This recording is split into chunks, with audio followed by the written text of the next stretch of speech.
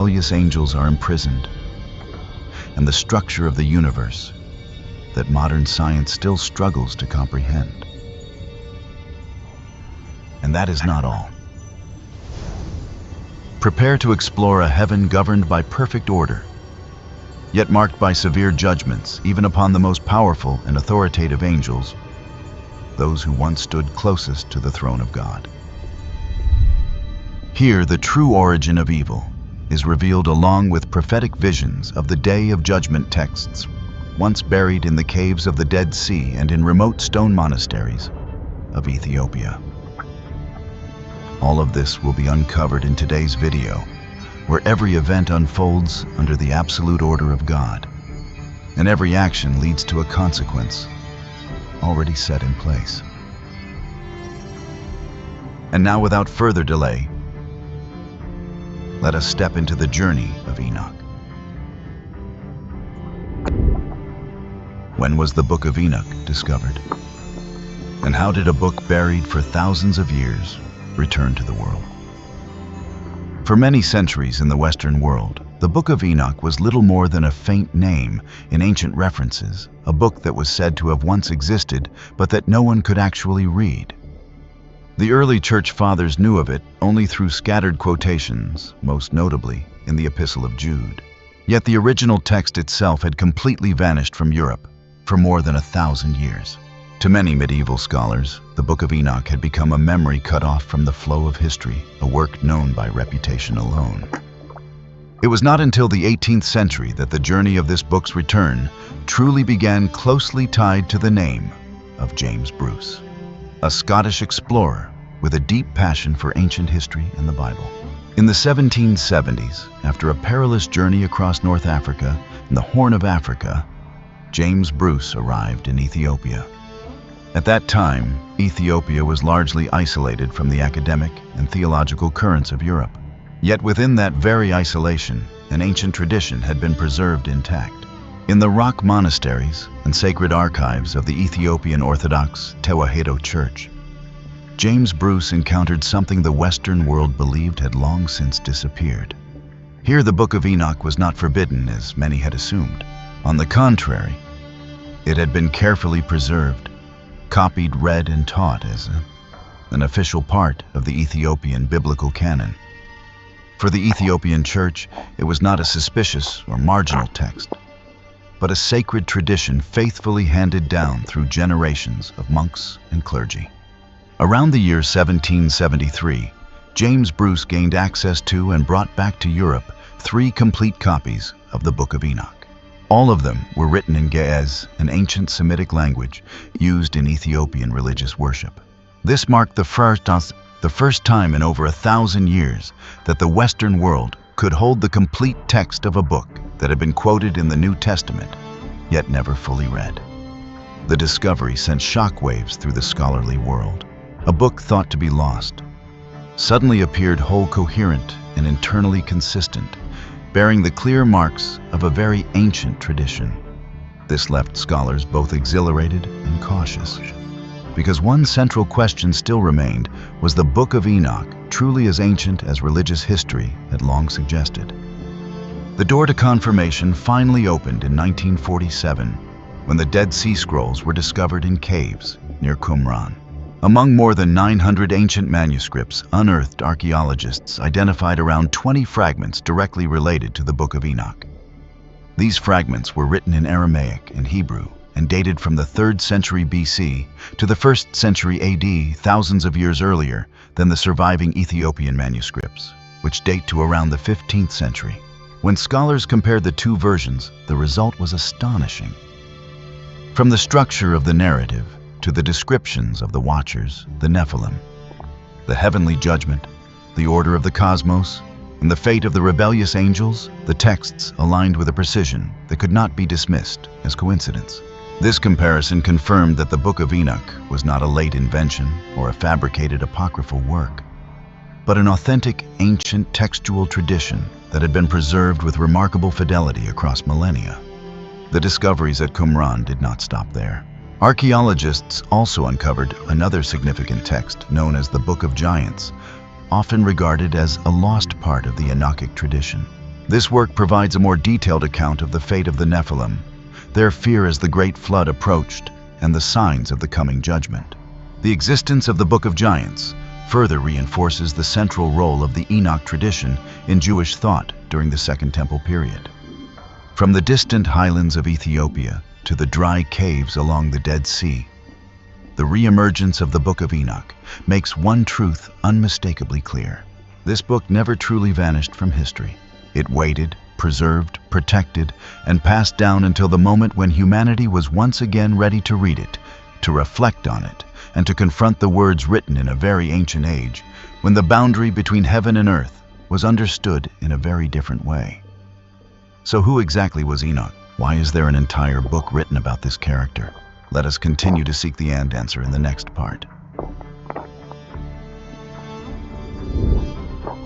Who was Enoch, and what role did he play in the Bible? Throughout the entire Bible, there are very few figures who are mentioned so briefly, yet leave behind such a powerful and lasting impact as Enoch. He was not a king. He was not a founder of a nation. He was not the patriarch of a great people. And yet, with only a few short verses in the book of Genesis, the name Enoch became one of the most mysterious and most sought-after figures in the history of faith. The Bible tells us that there were 4 men named Enoch. However, when ancient texts and Jewish and Christian traditions speak of Enoch with particular reverence, they are always referring to Enoch, the 7th generation from Adam. He was the son of Jared, the father of Methuselah, the longest-lived man in the Bible, who lived 969 years, and the great-grandfather of Noah, the man later chosen to pass through the Great Flood. In this way, Enoch stands precisely at the intersection between the beginning of humanity and the first moment of divine judgment upon the world. Notably, the book of Genesis does not say that Enoch merely believed in God. It says that he walked with God for 300 years. This phrase appears very rarely in Scripture and carries a meaning far deeper than simply obeying laws or practicing rituals. It describes a living, continuous, and intimate relationship between a human being and the Creator, formed in the midst of a generation that was steadily declining in morality and drifting away from God's will. Enoch lived a total of 365 years on the earth, an unusually short lifespan compared to the other patriarchs of his time. And then the Bible records a single sentence that has caused humanity to pause and reflect for thousands of years. Enoch walked with God, and he was not, for God took him. There is no description of death, no grave, no funeral. Enoch became one of the very few human beings in the Bible, alongside the prophet Elijah, who was taken up to heaven without experiencing death in the ordinary sense. It is precisely this detail that led Enoch to be understood as a bridge between heaven and earth. In extra-biblical writings, especially in the book of Enoch, his role is expanded and clarified even further. Enoch is portrayed not only as a righteous man who was taken up, but as one entrusted with specific responsibilities in the heavenly realm. He is described as being led through the layers of heaven, shown the order of the cosmos, the place where fallen angels are imprisoned, and the judgments appointed for both humanity and rebellious spiritual beings. In Jewish mystical tradition, Enoch is also called the scribe of heaven, the one who records the deeds of humankind and the decrees of God. Some deeper traditions even suggest that after being taken up, Enoch was transformed into Metatron, a powerful angel who stands very close to the glorious throne in service to the Most High. These traditions do not belong to the biblical canon, but they reflect how ancient communities understood Enoch's unique role within the divine order. It is important to clearly distinguish this Enoch the 7th from Adam from another Enoch mentioned in the Bible, the son of Cain. Enoch the son of Cain belonged to a cursed lineage, and the first city built by humanity was named after him. That figure is associated with the development of civilization through power and control, not with a righteous relationship with God.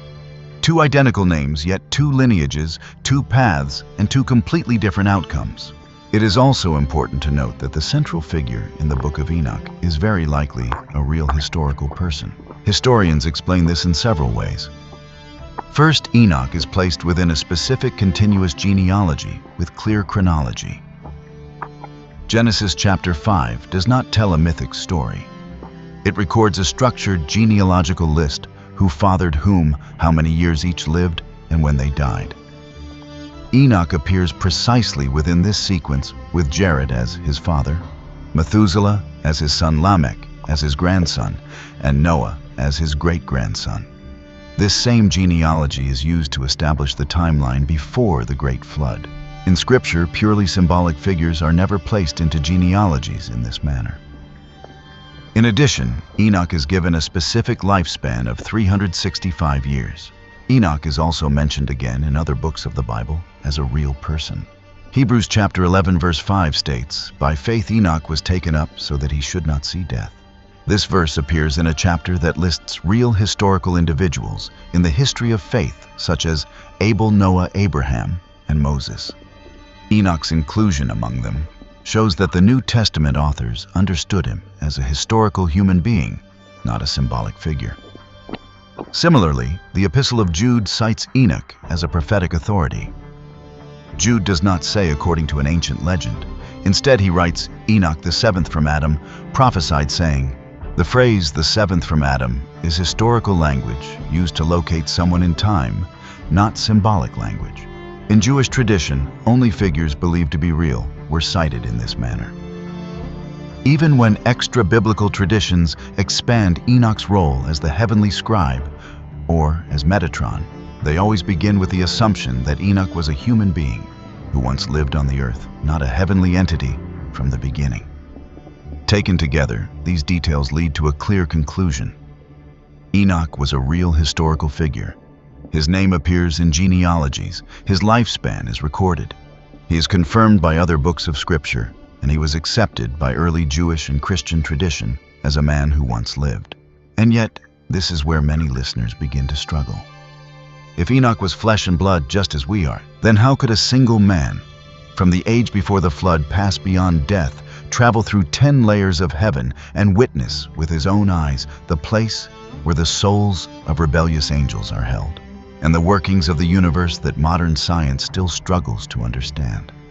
Why was he able to do this while ordinary people like us cannot, even the most renowned religious figures of our own time? Before answering that question, let us first take a closer look at what the Book of Enoch actually contains, and why its contents have caused both deep curiosity and deep unease among believers whenever they consider exploring this book. The 3 books of Enoch and the secret behind a single name. The term Book of Enoch does not actually refer to one single book. Instead, it is a collective name used for 3 distinct works attributed to Enoch, commonly labeled by scholars as First Enoch, Second Enoch, and Third Enoch. These 3 texts did not emerge in the same period, were not written in the same context, and do not hold equal weight in the history of the Bible or in ancient Jewish tradition. Among them, First Enoch is the most important, the most ancient, and the most influential. When people today speak of the Book of Enoch, they are almost always referring to this text. First Enoch was composed roughly between the 3rd century and the 1st century before Christ, meaning several centuries before the time of Jesus. Fragments discovered among the Dead Sea Scrolls demonstrate that this work circulated widely within Jewish communities during the Second Temple period. It is essential to understand that First Enoch is not a single book written continuously by one author. Rather, it is a collection of smaller sections, compiled and assembled over time. Modern scholarship generally agrees that First Enoch consists of 5 major parts. Each section reflects a different theological focus, yet all revolve around Enoch's role as a witness chosen by God. The first section, commonly known as the Book of the Watchers, centers on the account of 200 watchers who broke their covenant with God, descended to the earth, took human women as wives, and produced the Nephilim. This section lays the foundation for the entire Enochic worldview concerning the fall of angels, the corruption of the world, and the reasons leading to the Great Flood.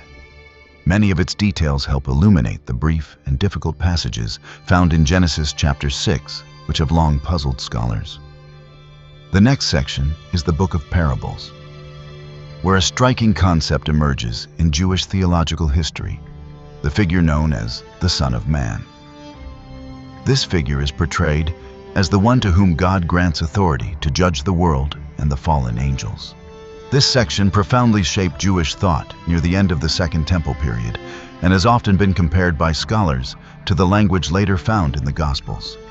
The third section is the astronomical book, a text with a strong tone of ancient scientific observation. Here, Enoch is shown the movements of the sun, the moon, the stars, and a heavenly calendar consisting of 364 days.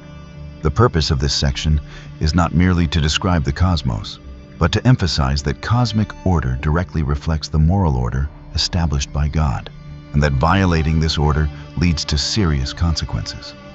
This is followed by the Book of Dream Visions, in which human history is retold through symbolic animal imagery. Adam, Seth, Noah, the patriarchs, the people of Israel, foreign empires, and even the Maccabean period are depicted as sheep bulls, wild beasts, and birds. This narrative style reveals how ancient Jews understood history as a sequence of events closely supervised by God rather than as a random or accidental process. The final section of 1st Enoch is the Epistle of Enoch. It focuses on moral warnings and prophetic declarations about the future. In this section, world history is divided into 10 weeks or 10 major eras, each leading progressively toward the final judgment. This framework strongly influenced how early Jewish and Christian communities viewed history as a process with a beginning, a climax, and an end, determined by divine will. Alongside 1st Enoch, 2 other works bearing Enoch's name appeared much later. 2nd Enoch, also known as the Secrets of Enoch, or Slavonic Enoch, was composed around the 1st century after Christ.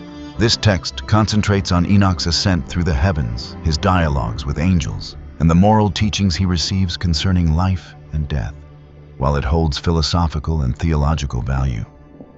2nd Enoch lacks the strong, ancient textual evidence found for 1st Enoch. Later still is 3rd Enoch, also called Hebrew Enoch, a mystical work written between the 3rd and the 6th centuries after Christ. This text reflects the development of Jewish mysticism after the biblical era, in which Enoch is identified with the angel Metatron. 3rd Enoch does not belong to the ancient biblical tradition, but rather to a later stream of mystical thought. Regarding authorship, scholars classify most Enochic writings as pseudepigrapha, using the academic meaning of the term. This indicates that the texts were written under the name of Enoch, the 7th generation from Adam, in order to convey authority, while in reality they were composed by multiple authors across several centuries. However, being written under Enoch's name does not mean the content was considered fictional. Instead, it reflects an ancient tradition that viewed Enoch as a man who had received revelations from God beyond the capacity of ordinary human beings. Why was the Book of Enoch excluded from the canonical Bible? The fact that the Book of Enoch, especially 1st Enoch, was not included in the canonical scriptures of Judaism and most branches of Christianity did not result from a single decision or an act of suppression. Rather, it was the outcome of a long process of discernment that unfolded over many centuries, during which historical, theological, and practical concerns within the Church gradually converged. This process ultimately led to the Book of Enoch being placed outside the biblical canon, with the notable exception of the Ethiopian Orthodox tradition. The first major issue concerns authorship and origin. Although the book bears the name of Enoch, the 7th generation from Adam, Jewish, and Christian scholars recognized very early on that the text could not have been written directly by the historical Enoch himself. The language, literary style, and historical setting of the book indicate that it is a compilation of writings produced by multiple authors over an extended period roughly from the 3rd century before Christ to the 1st century after Christ. During the formation of the biblical canon, apostolic authority and proximity in time to the named figure were considered crucial criteria. For this reason, 1st Enoch was classified as pseudepigrapha in the academic sense, that is, a work written under the name of an ancient figure in order to convey authority, not in the sense of being fraudulent or intentionally deceptive. Beyond questions of origin, the content of the Book of Enoch itself provoked intense debate. Unlike canonical biblical texts, which tend to speak with restraint about the heavenly realm, Enoch offers vivid and direct descriptions of angelic rebellion. Most striking is the account of 200 watchers who broke their covenant with God, descended to the earth, took human women as wives, and gave rise to the Nephilim. Such imagery was considered too powerful and too unsettling for ordinary believers, especially at a time when the church sought to guide the faithful toward repentance, salvation, and personal moral transformation. The Book of Enoch also provides detailed descriptions of angels teaching humanity forbidden knowledge, including the making of weapons, metallurgy, astrology, and practices related to cosmetics and enchantments. Church leaders feared that spreading these details might encourage believers to pursue mystical speculation, divination, and esoteric inquiry, rather than remain grounded in core faith and ethical living.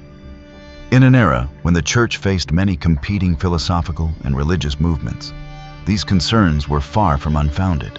Another major point of tension lies in how the Book of Enoch explains the origin of evil.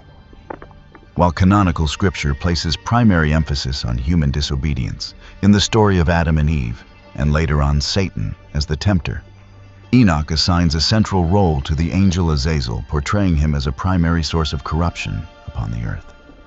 This perspective created theological inconsistency and raised concern among church fathers that it might diminish human moral responsibility and shift the focus of doctrine away from repentance and accountability. In addition, the Book of Enoch conflicted with mainstream Jewish practice on a highly practical but crucial matter, the calendar. Enoch strongly advocates a perfect solar calendar of 364 days presented as a heavenly order established by God. By contrast, Judaism during the Second Temple period had moved toward a lunar or lunisolar calendar. This disagreement led to conflicting dates for religious festivals and worship, prompting Jewish rabbis to reject Enoch as incompatible with communal religious practice. Once Judaism did not accept the book, Western Christian leaders later followed suit and did not include it in their Old Testament canon. By the 4th century after Christ, when Christianity became the official religion of the Roman Empire, the need for doctrinal and canonical unity became urgent. The Church required a shared body of scripture used consistently across the empire to safeguard unity of belief.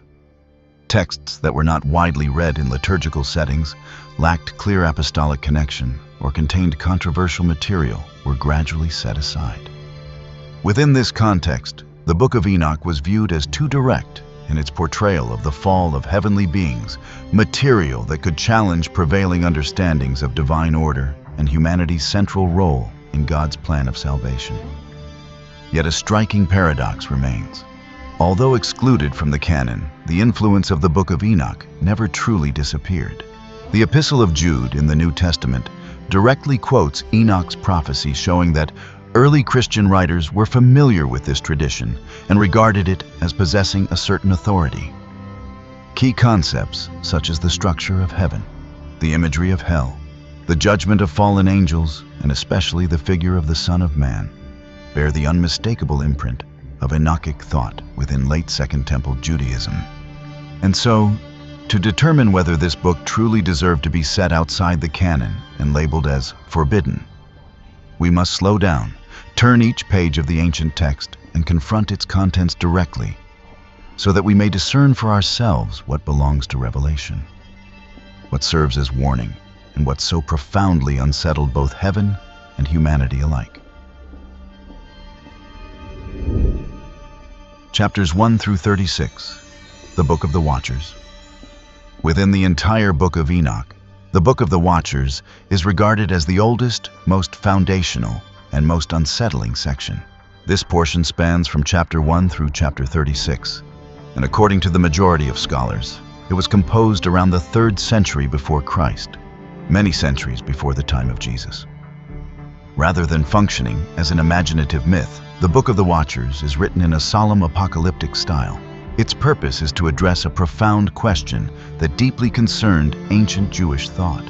Where does evil originate, and why did the world descend into such corruption that it came to deserve the Great Flood? The opening section from chapter 1 through chapter 5 does not immediately enter the account of the fallen angels. Instead, it begins with a blessing and a prophecy spoken by Enoch.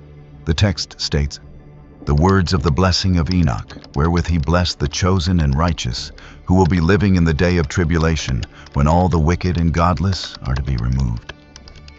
And he took up his parable and said, Enoch, a righteous man whose eyes were opened by God, saw the vision of the Holy One in the heavens, which the angels showed him.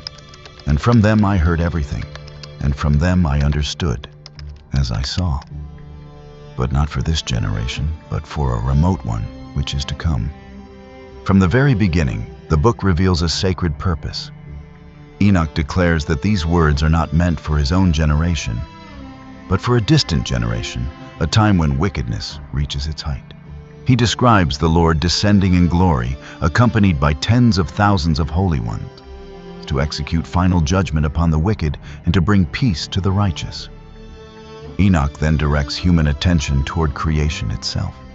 He speaks of the stars that never stray from their appointed paths, of the sun and the moon that move according to fixed courses, and of the seasons that arrive and depart in perfect order. All creation obeys the command of God. This flawless order highlights the gravity of rebellion not only among human beings, but among the very beings created to guard that order. From chapter 6 onward, the narrative enters a decisive phase marked by rapid and irreversible action. As humanity increases upon the earth, and as the daughters of men mature, and their beauty spreads across the world, the gaze of the watchers, the angelic guardians, turns toward the earth with desire rather than guardianship. It is essential to understand who these beings are. They are angels appointed to dwell above, entrusted with observing humanity, guiding order, and preserving the will of God upon the earth. And it is they who become the first to betray that trust. The leader of the Watchers is named Samyaza, also recorded as Semjaza. He recognizes that desire for human women transgresses the boundaries assigned to the angels. He understands that leaving his appointed post to descend to the earth violates heavenly order and brings severe judgment.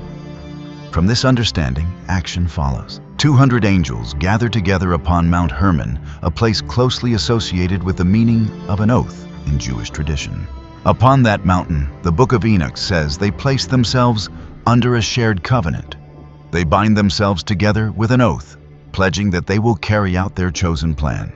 They will descend to the earth, take human women as wives, and accept whatever consequences may follow, however terrible they may be. This moment unfolds as a collective decision, deliberate, sworn, and sealed, marking a point beyond which the course of events moves forward without reversal. Even more severe consequences unfold as the narrative reaches chapter 7, where an entirely new race comes into existence. After the oath on Mount Hermon, the Watchers leave the heavenly realm and descend to the earth. They choose human women as their wives and live with them as husbands in every sense. The Book of Enoch presents this moment as a turning point that reshapes the destiny of the pre-flood world. From these forbidden unions, a new race is born. They are called the Nephilim, giants of immense strength and towering bodies. Ancient texts describe the Nephilim as so tall that their shadows fall over human beings. Their height is recorded as reaching 3,000 cubits, approximately 450 feet, a figure meant to emphasize the overwhelming imbalance between them and humanity. As the Nephilim grow, they live among humans and consume everything humans produce. They devour grain, livestock, and crops. The storehouses of villages are emptied. The fields are stripped bare. Before long, everything the land and its people can provide is consumed. Humanity no longer has enough food to sustain itself. Yet the hunger of the Nephilim intensifies. Driven by that hunger, the Nephilim turn to consuming other living creatures. They hunt the birds of the sky. They slaughter the animals of the land. Blood flows across the earth in ever greater measure. Still the Nephilim press on. When storehouses are empty and animals grow scarce, their violent nature erupts without restraint. The Nephilim storm villages, killing those who resist, and then in their endless hunger, they begin to consume human flesh. Those who survive flee into forests, hide in caves, and seek shelter wherever they can, escaping the searching gaze of the giants. When prey grows scarce, the Nephilim turn on one another, slaughtering and devouring even their own kind. Terror spreads across the entire earth. The Book of Enoch describes the land itself becoming defiled by blood and a cry rising upward to the heavens. The earth cries out to God, bearing witness to violence, destruction, and the spilling of innocent blood. That cry is no longer the lament of humanity alone, but the lament of all creation upon the earth. And God, the one who granted life and entrusted order to both heaven and earth, hears it all. Judgment draws near. After the events of chapter 7, the world is not only exhausted by the violence of the Nephilim, but it enters an even deeper stage of corruption. The fallen angels do more than bring forth bloodthirsty destroyers in the form of the Nephilim. They also scatter among humanity forms of knowledge that exceed the moral boundaries God established for mankind from the very beginning.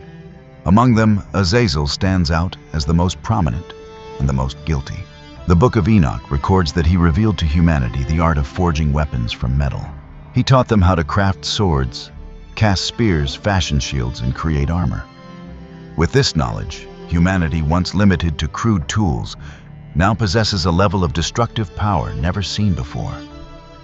Blood begins to flow not only by the hands of the Nephilim, but also through human conflict with one another. People learn how to kill with greater cruelty. From that moment, wars and conflicts spread across the earth, driven by human ambition, resentment, and the desire to dominate. Yet Azazel does not stop there. He teaches women the art of adornment, not to honor the beauty God originally bestowed, but to stir desire and pride. He shows them how to shape gold and silver into ornaments, how to grind precious stones into powder to darken the eyes. He teaches the use of cosmetics and elaborate adornment. In themselves, methods of beautification are not inherently evil. They can bring confidence and enhance appearance. What stands condemned here is the way the fallen angel Azazel teaches women to use beauty as a tool to awaken lust, rivalry, and vanity. From this, faithfulness in marriage declines, and sexual immorality spreads throughout society. Forbidden knowledge merges with ambition, weapons combine with desire, and the world sinks deeper into chaos. And Azazel is not alone. Elsewhere, Semjaza, the one who once led the oath on Mount Hermon, spreads another form of forbidden knowledge. He teaches people how to speak incantations, how to draw symbols to summon demonic forces. He passes on the arts of divination, the reading of celestial signs to predict fate, and magical practices meant to influence unseen powers. At first, these teachings spread in secret. But before long, magic becomes a form of power that people actively seek. Tribes begin to use it to defeat enemies, to assert dominance, and to secure their position. Combined with the warfare Azazel ignited, the spread of sorcery pulls humanity farther away from the Creator and deeper into the snares of demonic forces. Occult rituals gradually replace true worship, and this means that humanity no longer trusts in God and no longer remains under His protection. The corruption reaches its peak when other watchers continue teaching humanity astrology and astronomy, the movements of the sun, the moon, the stars, and the signs of the clouds. These forms of knowledge, rather than leading people to reverence the Creator, are used to predict destiny, manipulate time, and seek control over the future. From this point on, human arrogance grows stronger. Sexual immorality increases. Violence becomes widespread. Selfishness, greed, and hatred erupt, causing humanity to forget righteousness and lose faith in the Creator. The world enters a state of total corruption. This fall now points toward a tragic outcome for mankind. Remember this from the beginning. God established a perfect order where heaven and earth existed in complete balance. But now, as forbidden knowledge, violence, and sorcery intertwine with daily life, that order begins to fracture. Once fertile land turns barren. Rivers run dry. Fields that once yielded abundance are reduced to scorched stone and dust. Harvests fail. Life is suffocated beneath destruction and the edge of the sword. In heaven, the faithful angels look down, their hearts weighed down by sorrow beyond words. Companions of former ages have become traitors, bringing chaos and death to the world they were once entrusted to guard. God has witnessed it all, and He prepares to carry out a judgment unlike any before, to confront the chaos, to restore order, and to bring renewal to the world. When violence spread across the earth, when the blood of humans, animals, and even the Nephilim themselves soaked into the ground. The Book of Enoch records that the cry of humanity rose to the highest heavens. From the heavenly realm, 4 archangels, the 4 most powerful among the heavenly host, looked down. Michael, commander of the angels and the embodiment of justice. Uriel, the bearer of divine wisdom and illumination. Raphael, the angel of healing and protection. And Gabriel, the sacred messenger of God, clothed in holy authority. All 4 archangels lifted their voices together before God, pleading for him to intervene to protect humanity and to bring an end to the corruption consuming the world before the flood. And their plea was heard. Beginning in chapter 10 of the Book of Enoch, God entrusts these archangels with authority to carry out his divine commands.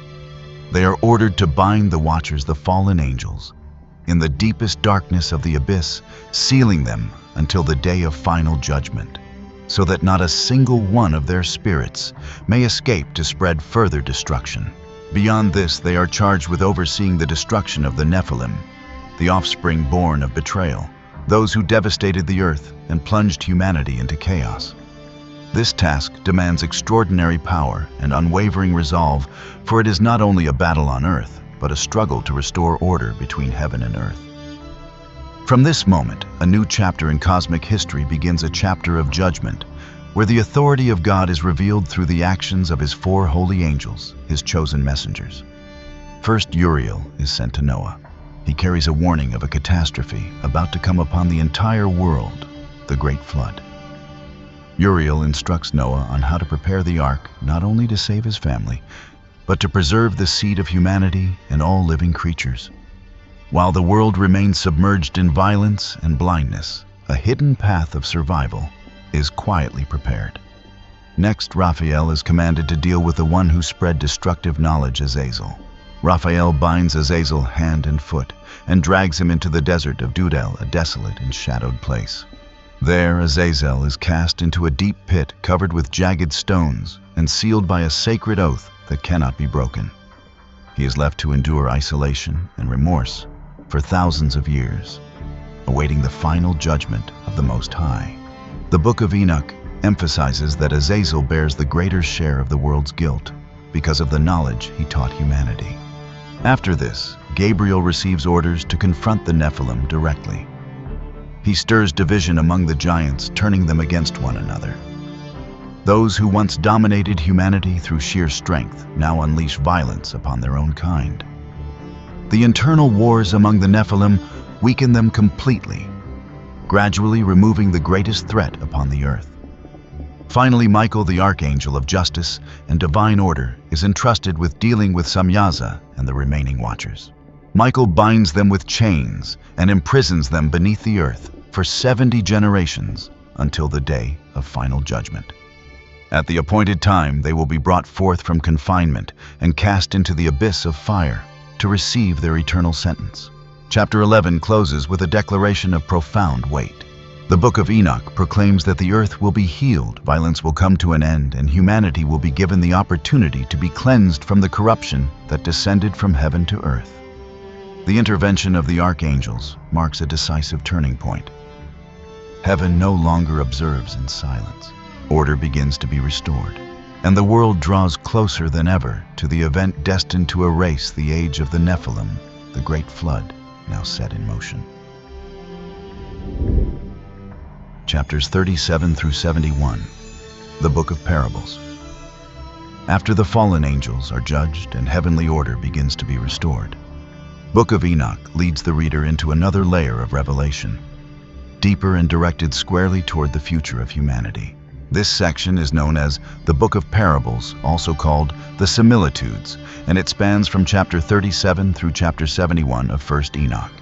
Scholars generally consider this to be the latest composed section within 1st Enoch, dating to the end of the 2nd century or the beginning of the 1st century before Christ. Although it was written later than the other sections, the Book of Parables occupies a central place in theology. Its focus no longer rests on the origin of corruption, but turns directly toward the final judgment and toward the one appointed by God to carry out that judgment.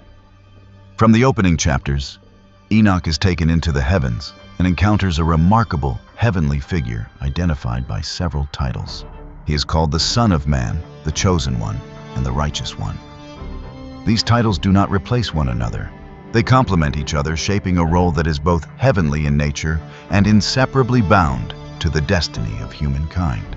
Enoch is shown that the Son of Man existed before the creation of the world, before the sun gave its light, and before the stars were set in their courses. He does not appear as a being newly born within history, but as one prepared from eternity, hidden within the purpose of God until the appointed time. In a vision filled with majesty, Enoch sees the Son of Man standing beside the Ancient of Days, also called the Head of Days. The Ancient of Days is described with hair white like pure wool, and garments radiant beyond description, symbols of eternity, righteousness, and absolute authority. Beside him, the Son of Man appears with a face full of grace, resembling one of the holy angels, yet bearing a role that sets him apart, distinct from every other heavenly being. In the Book of Parables, the Son of Man is not merely a figure to be observed. He stands at the center of action. He is granted authority to judge the world, to judge both humanity and the fallen angels. This authority does not arise from force, but from perfect righteousness bestowed by God Himself. This section contains 3 major parables, each revealing a different aspect of the day of judgment. In the first parable, Enoch sees a moment when the community of the righteous is gathered and lifted up while the wicked are exposed. When righteousness is revealed, sinners find no place to hide. Truth stands uncovered before heaven, and every deed is brought into the light. In the chapters that follow, Enoch witnesses the judgment of kings, rulers, and the powerful. Those who once sat on thrones and ruled through strength and wealth are brought low by the Son of Man. The Book of Enoch emphasizes that in the day of tribulation, riches, power, and reputation hold no saving value. Those who denied the name of God and oppressed the righteous must face judgment directly without any mediator.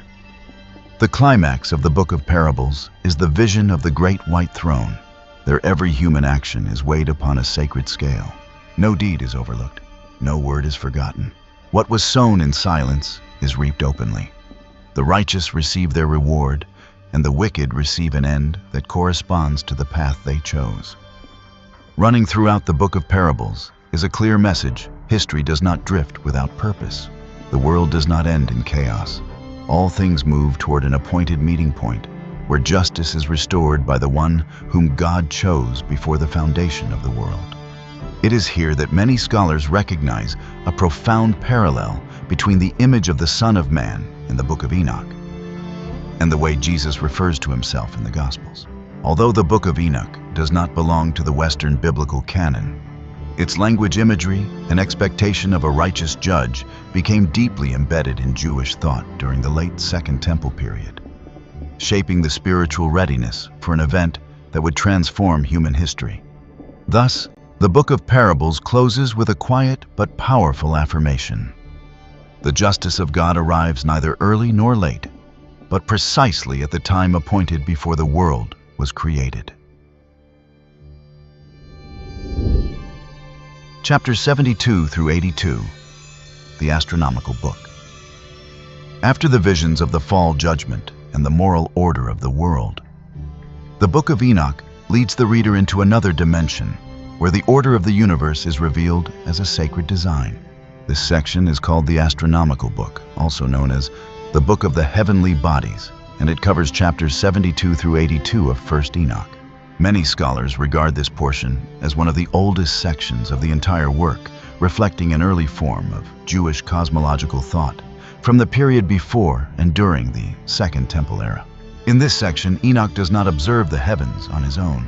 He is guided step by step by the archangel Uriel, the angel associated with light, wisdom, and the order of the heavenly bodies. Uriel not only explains natural phenomena, but repeatedly emphasizes that every movement in the heavens follows the direct command of God. According to the Book of Enoch, the universe does not operate by chance, but by absolute discipline. The first and most important focus of the astronomical book is the solar calendar, consisting of 364 days. Uriel shows Enoch that a year is divided into 4 complete seasons, each season lasting 91 days. This structure forms a closed and perfect cycle in which every year contains exactly 52 full weeks. Because of this, the Sabbath days and the sacred festivals always fall on the same fixed days each year, reflecting the unchanging order of heaven. The Book of Enoch emphasizes that the number 364 is not merely mathematical, but deeply sacred. Such a calendar preserves stability in worship and prevents the shifting of feast days or disruption of sacred observances. At this point, the astronomical book clearly distinguishes itself from the lunar or mixed calendars that later became standard in mainstream Judaism. According to Enoch, abandoning the order of the solar calendar causes humanity to lose harmony with the rhythm of heaven and earth, and eventually leads to distortion in religious life. Next, Uriel shows Enoch how the sun moves through the gates of heaven. The sun is described as a radiant chariot guided by angels through 12 gates, with 6 gates in the east, where the sun rises, and 6 gates in the west, where the sun sets. Each month, the sun rises from a different gate. When the sun rises through the northern gates, the days grow longer, and the light increases. When the sun gradually shifts toward the southern gates, the days grow shorter, and the light diminishes. Through this system, the changing of the seasons is explained as the result of ordered movement rather than random fluctuation. The Book of Enoch also describes the relationship between the sun and the moon. Although they appear similar in size when seen from the earth, the sun is said to shine 7 times brighter than the moon. Uriel explains that the moon does not generate its own light, but receives and reflects light in measured portions. The lunar cycle is described in great detail, with the increase and decrease of light measured in precise fractions, explaining the phases from new moon to full moon and back to waning moon. While Enoch's solar calendar contains 364 days, the astronomical book also notes that the lunar calendar contains 354 days, falling 10 days short of the solar year. This discrepancy is presented as the reason ritual error arises when humanity relies solely on the moon to measure sacred time. Uriel warns that those who ignore the order of the sun easily fall into confusion and lose their way in determining holy seasons. Beyond the sun and the moon, the astronomical book expands to the laws governing nature itself. Enoch is shown 12 gates of the winds from which the winds blow across the earth. Some gates bring blessing, such as gentle rains and favorable winds that allow crops to flourish. Other gates bring trial, including drought, heat, and destruction. All of these forces operate according to the command of God and are carefully overseen by angels. The stars are also described as ordered beings. Enoch is instructed to count the stars, record their names, their positions, and the appointed times of their appearance. In the worldview of the Book of Enoch, even the stars have their own laws, and a star that strays from its appointed course is seen as a sign of rebellion against the cosmic order. Another crucial detail is the presence of 4 special intercalary days, one assigned to each season, added to complete the total of 364 days. Uriel emphasizes that these days belong to no month, yet they lock the entire calendar into perfect alignment. The Book of Enoch warns that those who fail to account for these 4 days will go astray in calculating sacred time and festivals. Many sources point out a striking symbolic correspondence. In the book of Genesis, Enoch lives exactly 365 years before God takes him. This number closely mirrors the length of the solar year. This detail has led many scholars to believe that Enoch is portrayed as a human figure, uniquely connected to the knowledge of time, cosmic order, and the rhythm of creation itself. Through the astronomical book, the Book of Enoch does not seek to teach astrology for predicting fate. Instead, it invites humanity to look toward the heavens and recognize a central truth: the universe operates in disciplined order, and human life is likewise called to live within a corresponding moral order. When humanity breaks that order from calendar to conduct chaos on earth, becomes the inevitable result of a deeper misalignment rooted in turning away from the divine will. Now, at this point, many listeners naturally begin to wonder, what about the 10 heavens that Enoch is said to have passed through? Why throughout the journey so far have we not yet seen Enoch ascend through each level of heaven, as is so often mentioned? The answer is surprisingly simple. The detailed vision of the 10 heavens does not appear in 1st Enoch, the Ethiopian Book of Enoch, the oldest and most widely preserved version we have been following from the beginning. The visions of the 10 heavens, where Enoch is led from level to level, encounters angels, sees the storehouses of souls and light, and witnesses the punishments prepared for fallen spiritual beings, belong to a different work altogether. That material comes from 2nd Enoch, also known as the 2nd Book of Enoch, or the Secrets of Enoch. In other words, while 1st Enoch focuses on moral order, the rebellion of the heavenly realm, and the structure of the cosmos, 2nd Enoch is the text that describes Enoch's personal ascent through the heavens in detail. That part of the story is not missing. It simply belongs to another book written later and shaped by a more explicitly mystical tradition. We will return to those 10 heavens in part 10 when we enter the world of 2nd Enoch. But for now, before leaving 1st Enoch, let us continue following the flow of visions Enoch recorded. The next section brings us into a very different perspective, where human history is told not through dates or names, but through images and symbols. This next portion is the Book of Dream Visions, covering chapters 83 through 90. The Book of Dream Visions, covering chapters 83 through 90 of 1st Enoch, is regarded as one of the most distinctive and prophetically rich sections of the entire Book of Enoch.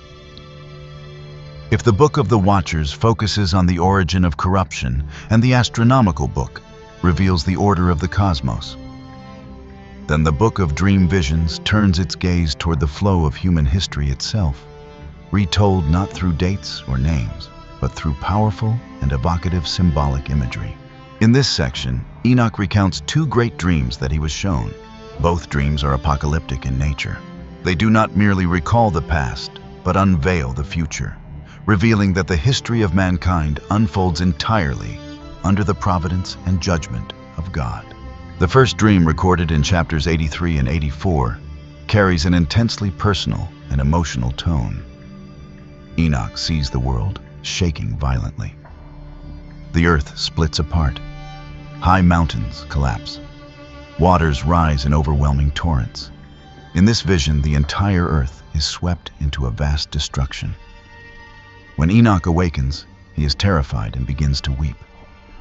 He falls to his knees and pleads with God, asking to understand the meaning of what he has seen. The angels explain that this vision is a warning of the great flood, a coming catastrophe that will cleanse the earth because corruption has spread beyond recovery. This first dream serves as a direct bridge between the story of the Watchers, the Nephilim, and the approaching flood. The second dream, which occupies most of the section from chapter 85 through 90, unfolds on a far grander scale. It presents a sweeping panorama of human history, especially the history of Israel, told through a consistent and detailed system of animal symbolism. The vision begins with the age of creation and the earliest patriarchs. Enoch sees Adam appear as a white bull, tall and pure.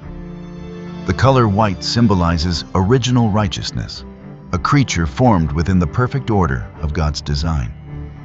Eve appears as a young heifer associated with life, fertility, and the beginning of human generations. From them come calves. Cain is portrayed as a red calf, bearing the color of blood and violence. Abel appears as a white calf, gentle and righteous. When Cain kills Abel, Enoch sees the red calf turn violently against the white one, spilling its blood. This moment marks the first eruption of violence in human history. Afterwards, Seth is born as another white calf, appointed to preserve the righteous lineage Abel left behind. Next, Enoch sees stars falling from heaven to the earth. These falling stars symbolize the fallen Watchers. When these stars unite with the cows of the earth, they give birth to massive and distorted creatures, described as elephants, camels, and donkeys. These beings no longer reflect original purity. They represent the Nephilim, a hybrid race possessing immense strength and a violent nature that devastates the order of the earth. From here, the vision shifts to the age of Noah and the Great Flood. Noah first appears as a white bull. standing amid a world filled with wild beasts and chaos. In a striking moment, Enoch sees this white bull transform into a man, signaling that Noah has been chosen to build the ark and fulfill a unique role in God's plan of preservation. When the floodwaters cover the earth, every wild beast is swept away, and only Noah and the white bulls are spared. After the flood, Noah's 3 sons Shem, Ham, and Japheth appear as 3 white bulls. From them, herds of cattle of many colors begin to multiply: red, black, brown, and spotted. This imagery represents the scattering of nations and the gradual decline of moral purity as humanity enters a new era. The vision then narrows its focus to the history of Israel and its adversaries. Abraham appears as a solitary white bull separated from the mixed herds. He is called out from among the nations to become the father of a distinct people. From Abraham onward, the imagery shifts from bulls to sheep, signaling a new phase of covenant relationship. Jacob and his 12 sons are portrayed as 12 sheep forming the flock of God. From this point forward, Israel is seen as a flock in need of shepherding. When the flock falls into bondage in Egypt, Enoch sees wild dogs and wolves surrounding, biting, and oppressing the sheep. Moses appears as a white bull entrusted with leading the flock out of the beast's jaws through the sea and toward the place of covenant. He also brings the flock up the mountain to receive the law from heaven. The era of the kings is depicted as sheep entrusted with authority. David appears as a mighty white bull, defeating wild beasts and protecting the flock. Under Solomon, Enoch sees a great and magnificent house built for the Lord of the sheep with a tall tower reaching upward, symbolizing the temple in Jerusalem. Over time, however, many sheep grow blind and lose their way. When the flock turns away from its Lord, he delivers them into the hands of wild beasts. Lions, tigers, wolves, and hyenas invade and tear apart the flock. These creatures represent the empires of Assyria and Babylon, along with exile and the fall of Jerusalem. The vision reaches a peak with the destruction of the temple, the scattering of the flock, and the killing or exile of many sheep. Yet the vision does not end in tragedy. In its final stage, the vision moves into the Maccabean period and the hope of the Messiah. Enoch sees newly born lambs opening their eyes. Some grow horns, symbolizing awakening faith and inner strength. A powerful ram with large horns rises and leads the flock in battle against birds of prey, descending from above, representing the oppressive rule of the Seleucid Greek Empire. This struggle reflects the uprising and faith-driven resistance of the Jewish people during the Maccabean era. Enoch then sees God establish a great court where corrupt shepherds are judged for harming the flock. Those entrusted with authority who abuse their power are brought to account. After this, Enoch witnesses the appearance of a new shepherd, righteous and faithful. The flock is gathered healed and brought into a new house, more radiant and glorious than the former temple. Finally, Enoch sees a small lamb appear among the flock. This lamb shines with glory and is transformed into a majestic being with large black horns, symbolizing the victorious Messiah. In his presence, the wild beasts are driven away and oppressive powers collapse. The Lord of the sheep builds a new house, greater and more splendid than the old one. This is the image of the New Jerusalem. The righteous sheep are transformed, becoming pure and radiant, dwelling in everlasting peace after the day of judgment. Through the entirety of the Book of Dream Visions, Enoch delivers a single, unwavering message. Human history, though filled with violence and betrayal, is guided by a sovereign hand. Every act of corruption is recorded. Every suffering has its limit. And in the end, the original order will be restored not by human strength, but by the righteousness of God. Chapters 91 through 108, the Epistle of Enoch. The Epistle of Enoch is the fifth and final section of 1st Enoch, covering chapters 91 through 108. If the earlier sections lead the reader through the origins of the fall, the order of the cosmos, and the flow of history veiled in symbols, the Epistle of Enoch speaks in a very different voice. It is direct, moral, and carries the weight of a sacred farewell, the testament of a man who knows he is about to depart from the world. Here Enoch is no longer only a traveler through visions. He stands as a father, a teacher, and a witness to the divine will, delivering his final words to his children, especially Methuselah, and to generations that will live far beyond his own time. Throughout this section, there is a clear sense of urgency. Enoch understands that his time on earth is drawing to a close. He does not attempt to describe further wonders of the heavenly realm. Instead, he focuses on what matters most, how human beings are called to live in a world steadily drifting away from God, and where history itself is ultimately heading. The central pillar of the Epistle of Enoch is the revelation known as the Apocalypse of Weeks, the vision of 10 weeks of history. In chapters 93 and 91, Enoch presents a panoramic view of all human history divided into 10 major periods. Each week represents a decisive stage in God's long-term plan for humanity. The first week begins with Enoch's own era, the 7th generation from Adam. This is a time when righteousness still remains on the earth, even though the seeds of corruption have already begun to take root. By placing himself within the first week, Enoch does not exalt himself, but situates his life humbly within the unfolding of divine purpose. The second week witnesses the rapid spread of wickedness and deceit. Order collapses, and the world moves toward the first end, the Great Flood. Yet even within judgment, mercy appears. Noah and his family are preserved like a remaining seed of humanity. The third week marks a foundational act of choice. Abraham is called out from the world to become the plant of righteous judgment. From this point forward, history no longer drifts aimlessly, but follows a clear covenantal path. The fourth week is the age of Moses. The law is given on Mount Sinai, establishing clear boundaries between righteousness and wickedness, between what ought to be done and what must be avoided. Humanity is taught how to live in alignment with God's order. The fifth week sees the construction of the house of glory, the Temple of Solomon. God's presence dwells among his people. Yet even as outward splendor rises, the danger of inner decay begins to grow. The sixth week is a time of deep collapse. Humanity becomes spiritually blind and abandons wisdom. The temple is burned, and the chosen people are scattered into exile.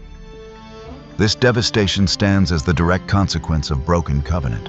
The seventh week describes an apostate generation filled with violence and deception. Yet even in this dark period, Enoch sees a spark of hope.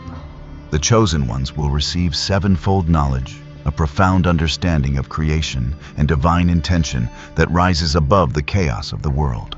The eighth week belongs to the future. It is the week of righteousness. The faithful are given a sword not merely for violence, but to establish justice. This image is commonly understood as pointing toward the emergence of the Messianic kingdom, where righteousness is restored. The ninth week is the time of open judgment. Wickedness is uprooted completely. Hidden deeds are exposed. The old world is marked for destruction. The 10th week is the judgment of eternity. The watchers are judged. The former heaven passes away, and a new heaven appears, shining 7 times brighter. Sin disappears entirely, and the righteous enter everlasting life. After this sweeping vision of history, the tone of the Epistle of Enoch sharpens into a series of stern declarations of woe against the unrighteous. Enoch speaks without hesitation. He names those who trust in wealth, those who build their houses with the blood of the poor, and those who oppress others while believing themselves secure. He affirms that every deed is recorded daily in the heavenly books. No sin is forgotten.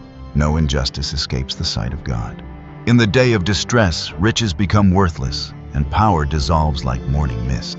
Yet the Epistle of Enoch does not end in rebuke. Interwoven with these warnings is a deep and steady hope for the righteous. Enoch comforts those who suffer for their faith, assuring them that their souls will rise in joy and glory. They will become radiant beings dwelling near the throne of the Lord of Spirits. He urges his descendants to love truth, to walk humbly, to remain patient and faithful, even while the world around them overflows with temptation and violence. The final chapters from 106 through 107 return to the figure of Noah.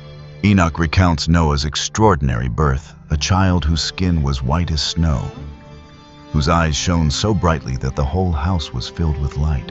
Lamech, Noah's father, was afraid and came to Enoch fearing the child was not truly human. Enoch reassures him, declaring that this child belongs to a pure lineage chosen by God to preserve the seed of humanity after the flood. Chapter 108 brings the entire book of Enoch to its close with a concluding reflection. Light and darkness are set opposite one another. The destiny of each person is determined not by words, but by the path they have chosen. Enoch entrusts his soul to the Eternal One, closing the journey of a witness who is allowed to see both the heavenly realm and the future of humanity.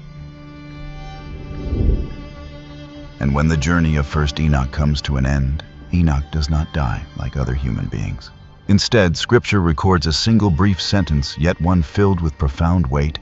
Enoch walked with God. Then he was no more because God took him. It is precisely within that silence where the story seems to stop. But questions begin, that the door opens to another tradition. If first Enoch records what Enoch was shown about the fall of the heavenly realm, the order of the cosmos, and the destiny of humanity, then second Enoch continues the story at the very moment Enoch is taken away, when he departs from the earthly world and begins his journey through the heavens. From this point on, the narrative no longer centers on the history of the outer world. Instead, it turns inward and upward into the depths of the heavenly realm, where Enoch does not merely observe but enters, is transformed, and is entrusted with secrets that had never before been spoken. Second Enoch, the secrets of Enoch. Second Enoch, also known as the Secrets of Enoch or Slavonic Enoch, is a key text within the ancient Enochic literary tradition, though it is far less widely known than First Enoch. If First Enoch lays the foundation for the story of the fall of the heavenly beings and the moral history of humanity, then Second Enoch opens an entirely different dimension, the personal heavenly ascent of Enoch and the inner structure of the celestial realms. To begin, it is important to clarify the origin and name of this text.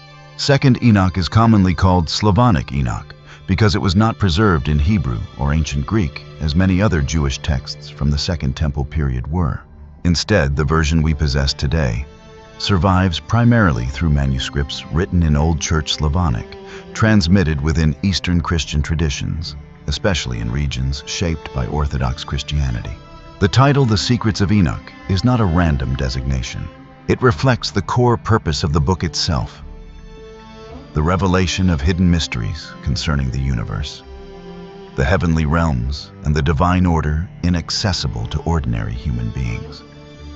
This is not a historical narrative arranged along a timeline, but a record of what was shown after Enoch was taken from the earth.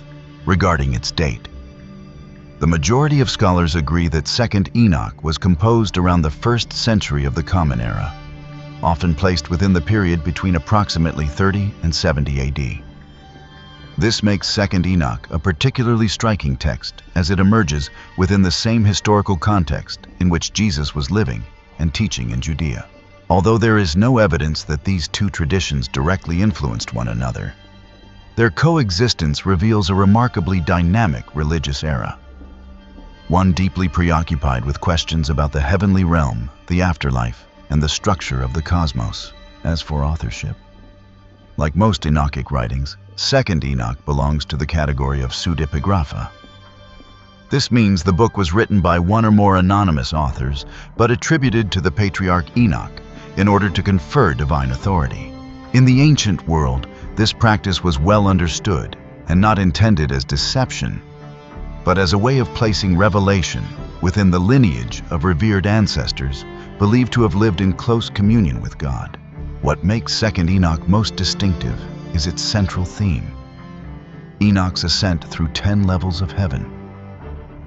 Unlike First Enoch, which focuses on the Watchers, the Nephilim, and the corruption that led to the Great Flood, Second Enoch concentrates almost entirely on Enoch's personal experience as angels lift him from the earth. During this journey, Enoch passes through 10 distinct heavens, each representing a different level of cosmic order and holiness.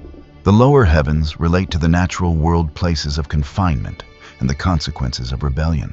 The middle heavens reveal the mechanisms that govern the universe, along with angels who record human deeds and carry out divine commands. The higher heavens open into realms of pure light, where human language strains to describe what lies at the threshold of eternity. Finally, in the 10th heaven, Enoch is brought before the glorious throne of God. Here, according to 2nd Enoch, Enoch is no longer merely an observer. He is anointed, transformed, and entrusted with an entirely new role. He becomes a heavenly scribe appointed to record the mysteries of creation and transmit them back to the world. This marks a fundamental difference from 1st Enoch, where Enoch primarily serves as a witness and messenger of warning. Theologically, 2nd Enoch presents a far more elaborate system of cosmology and angelology than what is found in the canonical scriptures. What Genesis mentions in only a few brief verses, 2nd Enoch expands into a detailed structure layered functional, governed by laws and marked by clear divisions of angelic responsibility. The universe in 2nd Enoch does not operate vaguely or symbolically, but as a precisely designed order in which every movement is tied directly to the will of God. Yet this very level of detail and bold theological imagination is also why 2nd Enoch was not widely accepted within Western churches. Although it was known among early Jewish and Christian communities, the book gradually fell outside the canon, especially as Orthodox theological traditions came to favor texts that were more concise, restrained, and explicitly pastoral in purpose.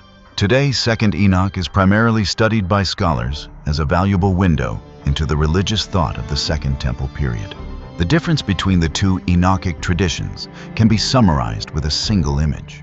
If 1st Enoch resembles a sacred historical journal, recording the fall of angels and its moral consequences for humanity, then 2nd Enoch functions like a map of the heavens, guiding the human soul back upstream through creation, in search of the original source of holiness and order. And for this reason, to truly understand 2nd Enoch, we must set aside a dedicated section to walk through each level of heaven, slowly and carefully. This portion serves only as a foundation. The real journey begins when the gate of the 1st heaven opens.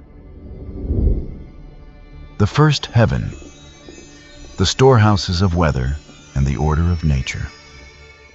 When Enoch was lifted up from the earth by the angels, the 1st heaven he entered was not a realm of dazzling light or overwhelming glory.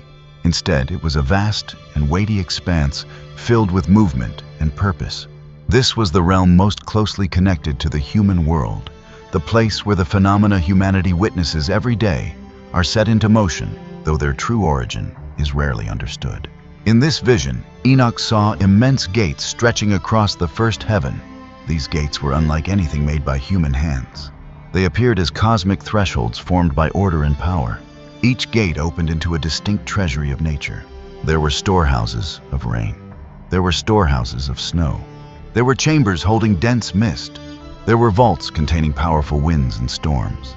Everything was arranged with clarity and precision, without overlap and without confusion. Enoch came to understand that rain does not fall by chance. Snow does not appear by coincidence.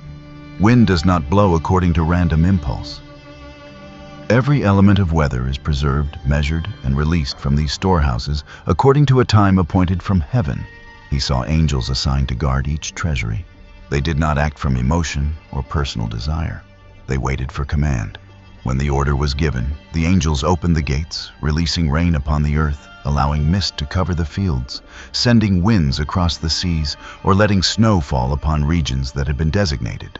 In 2nd Enoch, the angels of the 1st heaven do not appear as warriors or agents of judgment. They are keepers of order, maintainers of rhythm within the material world. Their work unfolds quietly and steadily, yet it directly sustains the life of all creation. Enoch was shown that if these storehouses were opened at the wrong time, the consequences would be severe. Excessive rain would bring floods. Winds beyond their bounds would destroy crops. Snow falling out of season would leave the land barren. For this reason, the 1st heaven stands as a buffer between heaven and earth, ensuring that power from above does not pour down upon the world in chaos. What struck Enoch most was not only the vast scale of these treasuries, but the absolute discipline by which they were governed. There was no trace of rebellion in this heaven. No angel acted beyond his appointed role. Everything moved in complete obedience to the command of God. From this point, Enoch began to grasp an essential truth. The natural world in which humanity lives is not a self-running system, nor a series of events without a master. It is upheld moment by an unseen order, where every rainfall and every passing wind moves through the hands of those entrusted with responsibility. The first heaven, therefore, carries a profound meaning. It serves as a reminder that even the most familiar aspects of life, weather, seasons, climate, exist within a greater design. Human beings may observe the skies, measure rainfall, and forecast the weather, yet the ultimate source of all movement remains in the heavenly realm. It was here in the very first heaven that Enoch realized his journey was not meant to satisfy curiosity. It was a lesson in order, the order of heaven, the order of earth, and the order that humanity has been invited to live by, yet so often forgets. After witnessing the storehouses of rain, snow, mist, and wind, Enoch was led onward by the angels.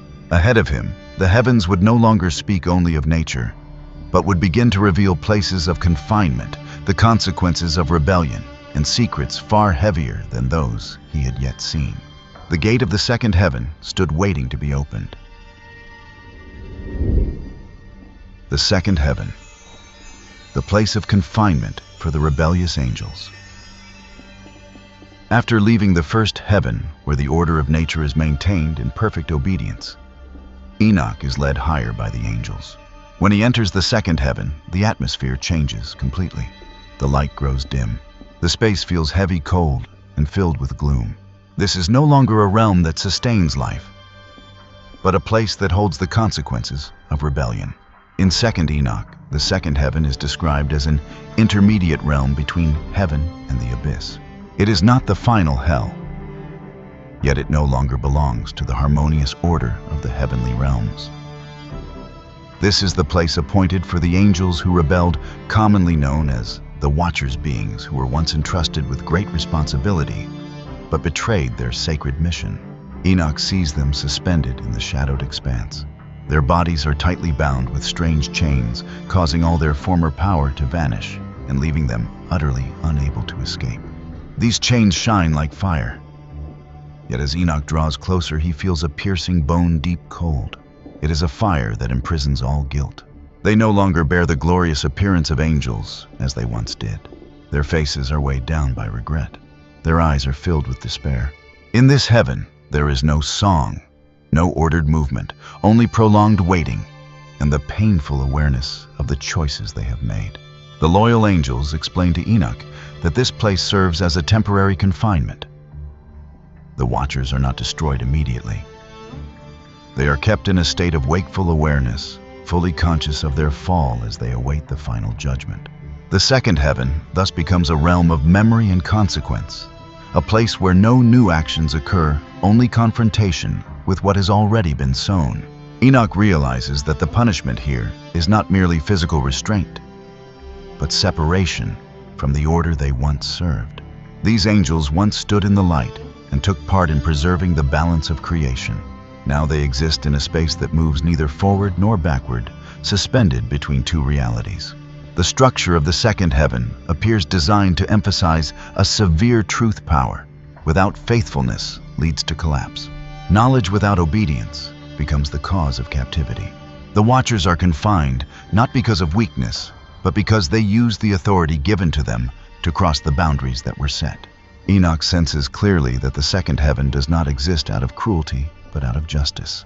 It stands as proof that the heavenly realm does not tolerate rebellion, even when the rebel once stood very near to God. There are no exceptions for rank, status, or origin. As Enoch looks upon the fallen angels, he sees not only their punishment, but also a warning directed toward humanity. Falling away does not begin with great acts, but with departing from the order that was entrusted. And the consequences of such departure can stretch across many generations. After showing Enoch this place of confinement, the angels do not allow him to remain long. They lead him away from the shadowed realm. Ahead of him, higher heavens await realms, where the light grows increasingly pure yet also demands a deeper transformation within Enoch himself. The gate of the third heaven begins to open. The third heaven, the realm where life and judgment are separated.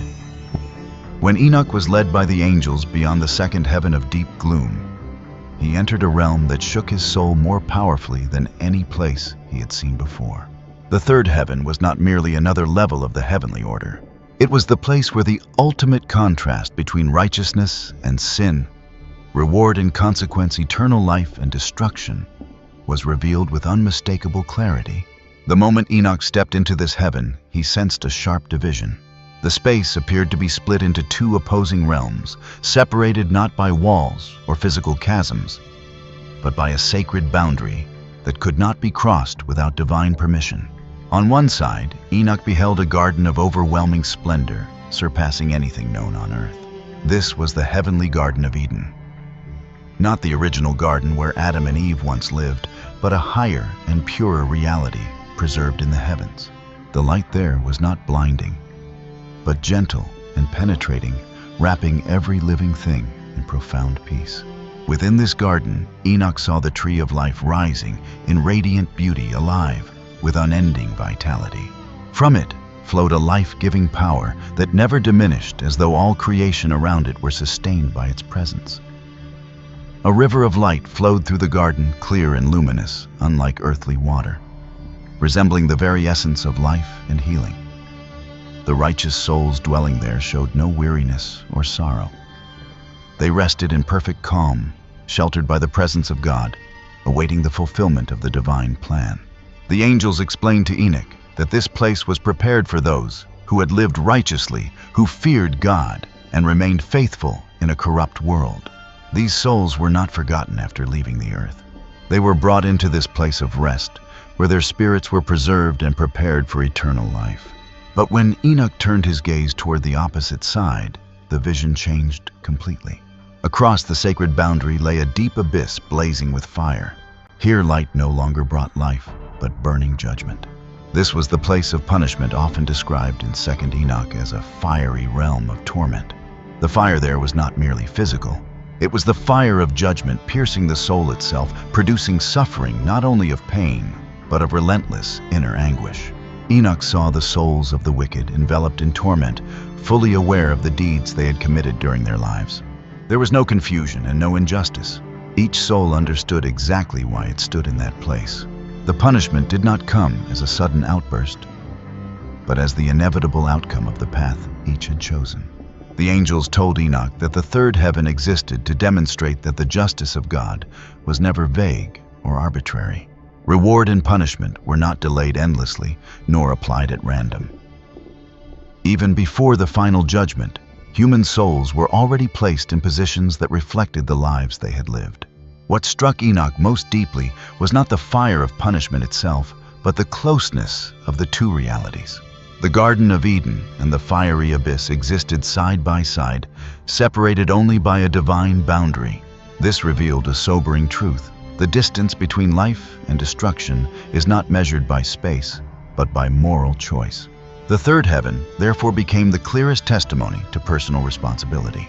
No one was cast into fire by blind faith, and no one entered the garden by chance. Every soul arrived at the place toward which its own path had led.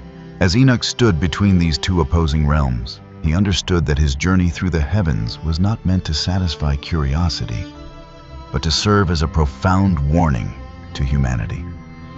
The order of the universe does not exist only above. It calls human beings to live in harmony with it while still on earth. After Enoch was shown this great division, the angels gently led him onward. Ahead lay higher heavens, where the vision would no longer focus on the consequences of sin, but would begin to reveal the deeper mechanisms of the cosmos and the divine power governing all things. The gate of the fourth heaven slowly began to open. The fourth heaven, the realm that governs the sun, the moon, and time. When Enoch was led by the angels away from the third heaven, where life and punishment stand side by side as the final choices of the soul, he entered an entirely different realm. The fourth heaven bears neither the gloom of imprisonment nor the quiet rest of the heavenly Garden of Eden. It is a place of constant motion, radiant brilliance, exact order, and unceasing activity. The moment Enoch entered, he was overwhelmed by light, not a still or resting light, but light in motion. He saw the sun and the moon appear, not as distant celestial bodies, but as vast beings guided within a perfect order. In 2nd Enoch, the sun is described as a chariot of blazing fire radiating strong and steady light. This chariot does not move on its own. It is guided by angels entrusted with a high and sacred task, guardians of time and light. They lead the sun along paths established since the creation of the world, neither faster nor slower, never deviating even for a single moment. Beside it, Enoch saw the moon traveling along its own appointed course, gentler, softer, yet equally bound to absolute order. The moon's light does not originate from itself, but is distributed in cycles increasing and then diminishing, forming the rhythm of months, seasons, and sacred times upon the earth. The angels explained to Enoch that the 4th heaven exists to ensure that the cycle of day and night never falls into disorder. When the sun keeps its course, the day arrives at its appointed hour. When the moon maintains its rhythm, the night does not linger beyond its measure. Through this perfect obedience, life on earth is able to endure. Enoch was also shown that the 4 seasons are not the result of random natural forces. Spring, summer, autumn, and winter are all governed from this realm. As the sun is guided along different paths across the heavens, the length of day and night shifts, temperatures change, and crops grow and wither at their appointed times. Here Enoch realized that time is not an aimless current. Days, months, and years do not pass by chance. They are sustained by tireless angels beings who never sleep, never grow weary, and never neglect their charge. In 2nd Enoch, the 4th heaven is described as the beating heart of the physical world. If the 1st heaven regulates weather, then the 4th heaven keeps the rhythm of time itself. A single error here could bring failed harvests, rising seas, or a loss of balance in all living things. What moved Enoch most deeply was the humility of the angels in this place. Though they hold the authority to govern light and time, they do not act according to personal will. They act only in obedience to the commands handed down from God. No angel seeks to alter an orbit. No rivalry or chaos exists among them. From the 4th heaven, Enoch began to understand that cosmic order is not only a matter of morality or punishment, but of absolute precision in even the smallest movement. When humanity breaks moral order on earth, that fracture stands in stark contrast to the unwavering faithfulness the angels uphold in heaven. The 4th heaven therefore becomes a quiet yet powerful reminder. If light and time themselves remain obedient to the Creator, then humanity endowed with consciousness and soul is all the more called to live in harmony with that same order. After Enoch witnessed the fiery chariots of the sun and the moon continuing their endless journey, the angels led him away from the realm that governs time. Ahead lay higher heavens, where light is no longer merely physical, but begins to touch sorrow, memory, and the consequences of rebellion that once unfolded within the heavenly realms. The gate of the 5th heaven slowly began to open. The 5th heaven, the domain of the Grigori, the sorrow of the heavenly realm. When Enoch departed from the 4th heaven, where time and light are governed in absolute discipline, he entered a realm where he immediately sensed a profound change, not through sight, but through his soul. The 5th heaven is not radiant. It is not in motion. There is no dazzling brilliance like the sun, nor the steady rhythm of celestial orbits. This entire heaven is enveloped in a heavy silence so dense that Enoch feels it like an invisible weight pressing upon his mind. In Tuts, Enoch, the 5th heaven, is described as the domain of the angelic host, known as the Grigori, commonly understood as the remaining faithful watchers. These are not the watchers who fell and were imprisoned in the lower heavens, but angels of the same order and nature, who did not take part in the rebellion on Mount Hermon. Enoch sees them standing in long-ordered ranks, yet utterly unlike the glorious angelic armies he witnessed in the higher heavens. They bow their heads. Their wings are folded. Their radiance is dimmed, as though veiled by a deep and enduring sorrow. The guiding angels explain to Enoch that these Grigori dwell in a state of sacred mourning. Their sorrow is not for punishment laid upon themselves, but for the memory of the rebellion of their brethren, those who once stood in the same ranks, who once guarded the world alongside them, but who fell by crossing the boundary entrusted to them. Mount Hermon does not appear in this vision as a physical location, but as an unhealed wound within the memory of the heavenly realm itself. It is the place where a misguided oath was sworn, the place where a portion of the angelic host chose a different path. Enoch perceives that the sorrow of the fifth heaven is not chaotic or despairing like that of the imprisoned rebels. It is the sorrow of those who remained faithful, yet must live forever with the consequences of rebellion within their own order. What astonishes Enoch most is the reaction of the Grigori when he appears among them. At the sight of a human being brought through the heavens, they lift their heads together. Some of the angels tremble. Some cover their faces with their wings. They refuse to raise their voices in song in Enoch's presence. 2. Enoch records that the Grigori tell Enoch they no longer dare to offer praise before a human being, because humanity has been granted the possibility of repentance and restoration, while the fallen angels have no path of return. The silence of the fifth heaven therefore carries a meaning unlike any other. It is not punishment, it is memory. It is an ongoing state of awareness. Enoch comes to understand that within the order of heaven there exists not only justice and power, but collective responsibility. The fall of a portion of the angels has left a scar upon the entire heavenly realm. Even the faithful bear the pain of witnessing order once fractured. The fifth heaven thus becomes a quiet yet profound lesson. It reveals that rebellion does not only destroy the one who rebels, but leaves spiritual consequences for the whole community. Faithfulness does not remove sorrow, but it prevents the total collapse of the heavenly order. Enoch stands silently among the ranks of the Grigori, overcome by a reverence he has never known before.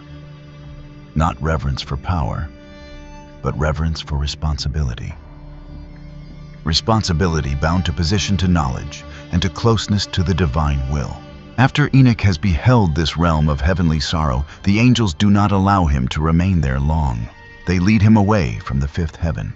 Ahead of him, he will no longer face memory or regret, but deeper mechanisms of judgment, where every human action is recorded, weighed, and cannot be concealed. The gate of the sixth heaven begins to open. The sixth heaven, the living library of the universe and the heavenly records. When Enoch was led away from the fifth heaven, where the sorrow of the Grigori lay heavy in sacred silence, he entered a realm of an entirely different nature.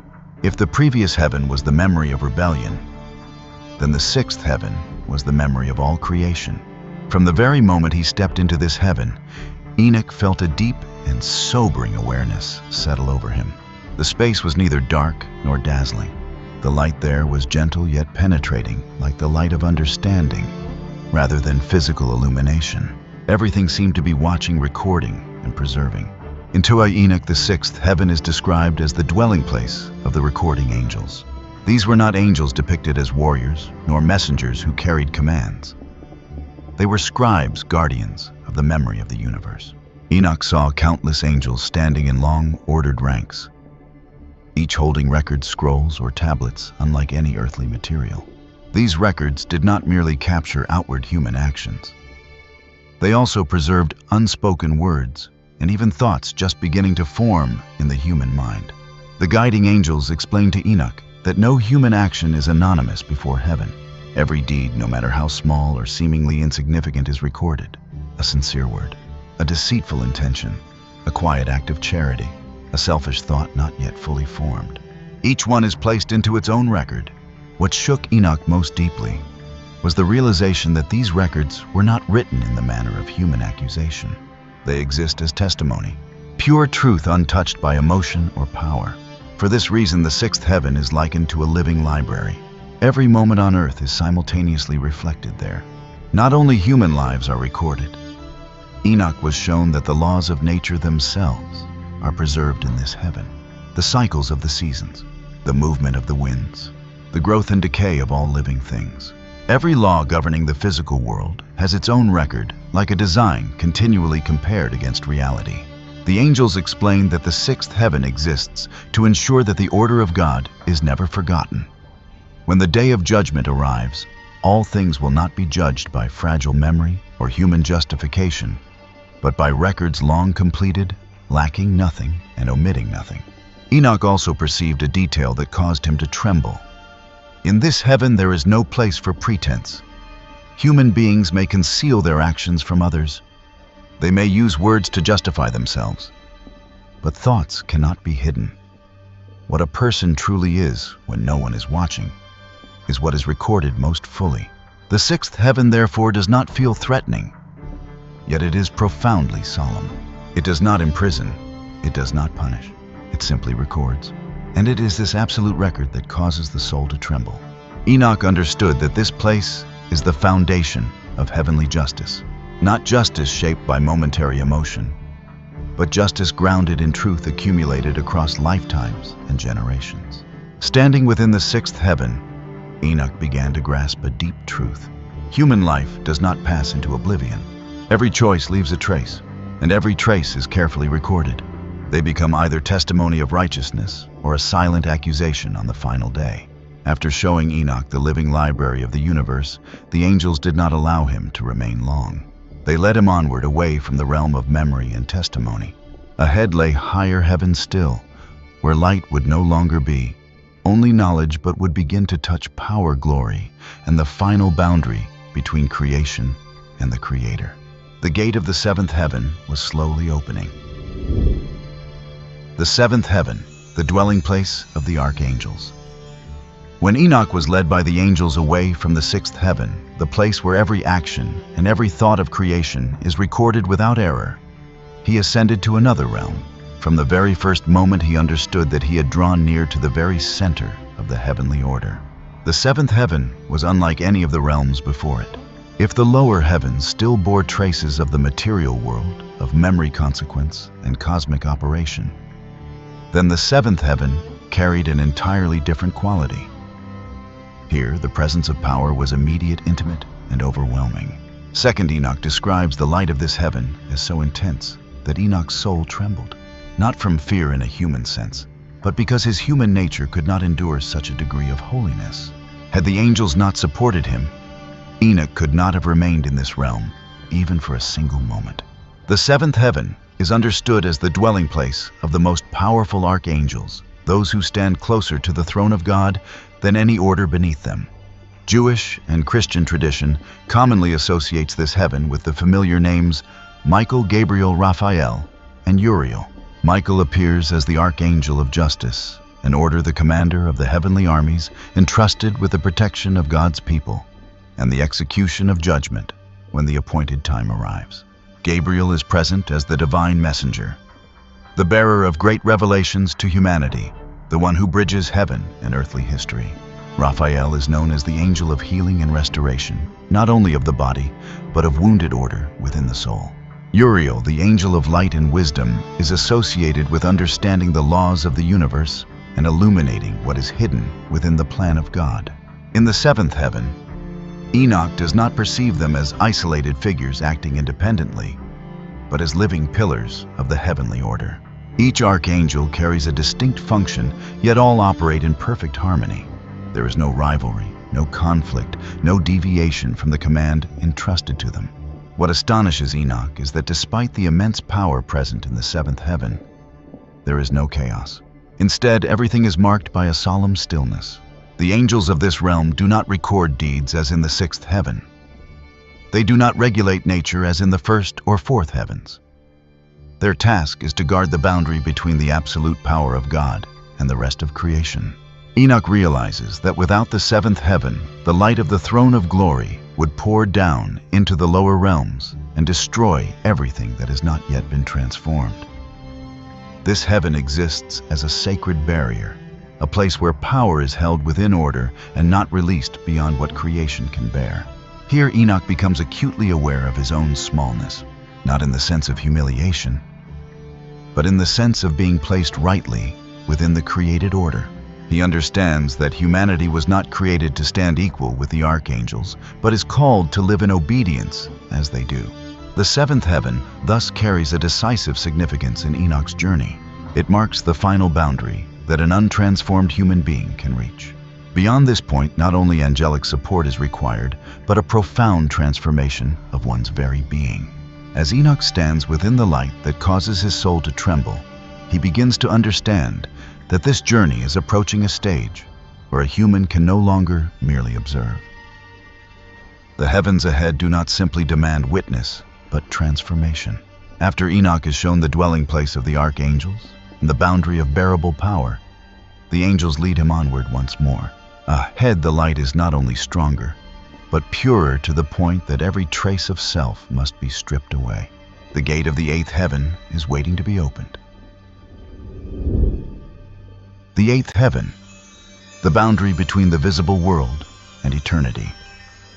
When Enoch was led by the angels, away from the seventh heaven, the dwelling place of the archangels, where power is held in perfect order, he arrived at a threshold where even the heavens themselves seemed to grow quieter and more rarefied.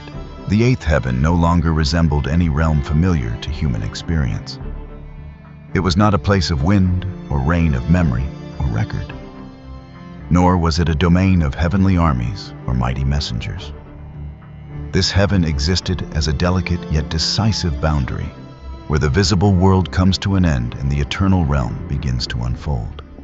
In Tua's Enoch, the eighth heaven is described as the place where the order of the stars, the constellations, and the great cycles of the cosmos are established. This is not the night sky as humans perceive it, but the unseen foundation behind every movement of the heavenly bodies. Enoch saw the stars no longer as distant points of light, but as ordered realities set in perfect precision. Each star had its own appointed place, its own time of appearing, and its own path from which it could never deviate. No star moved according to its own will. No constellation altered its form or rhythm by chance. The guiding angels explained to Enoch that the eighth heaven is where the laws governing the heavens are set in place. What humans later came to call constellations, zodiacal paths, or astronomical cycles, all originate from the order established here. Yet unlike the human tendency to use the stars to predict fate or exert control in Tupu, Enoch, the stars do not exist to serve human curiosity or ambition. They exist to serve the will of the Creator. The eighth heaven is the place where light itself is refined. The light here is no longer physical, as in the fourth heaven, nor merely the light of understanding, as in the sixth. It is light purified of all mixture, light that directly reflects the eternal order of God. Enoch sensed that in this realm there was no room for randomness. Randomness belongs to human perception. In the order of heaven, especially in the eighth heaven, every movement has a cause. Every cycle has a purpose, and even every pause carries meaning. The angels of this heaven were fewer than those below. They did not labor constantly, because their task was not continual adjustment, but the guarding of an order established from the beginning. When a star reached its appointed moment, it appeared. When its time came to withdraw, it faded. Never too early, never too late. Enoch realized that the eighth heaven functions as a hinge of the entire cosmos. Below it lies the realm of time change and history. Above it begins eternity, where time no longer governs. This heaven ensures that the two realities do not collide or collapse into one another, yet remain bound together according to the design of God. What struck Enoch most deeply was the profound silence of the eighth heaven. This was not the silence of sorrow found in the fifth heaven, nor the solemn quiet of the heavenly records. It was the silence of completion, where no words were needed, because order had already been fulfilled. Here Enoch began to understand that what humans often call destiny is only a faint shadow of a higher order. The stars do not determine human fate. They testify that the universe operates within structure and that humanity is invited to live in harmony with that structure, not to manipulate or dominate it. The eighth heaven therefore carries a quiet but powerful message.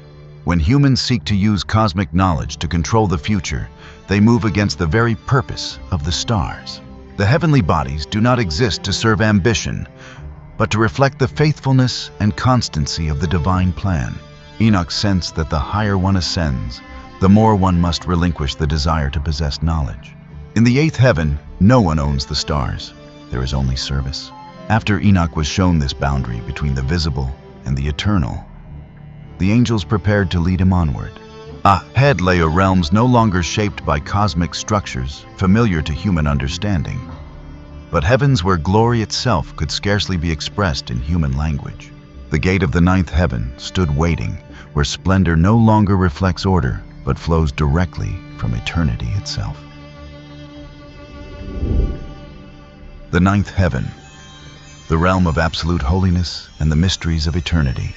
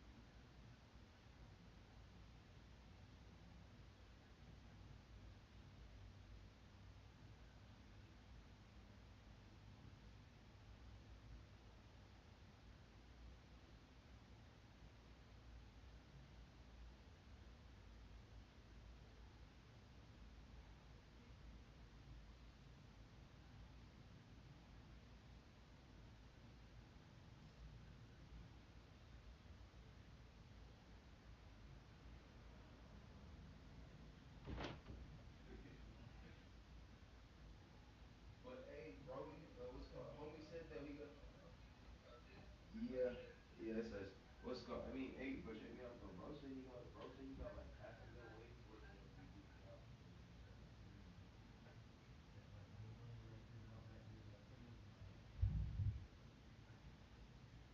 What? Was the job too funny?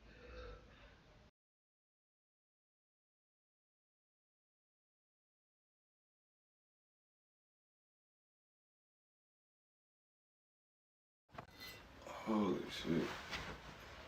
Oh, I passed the fuck out.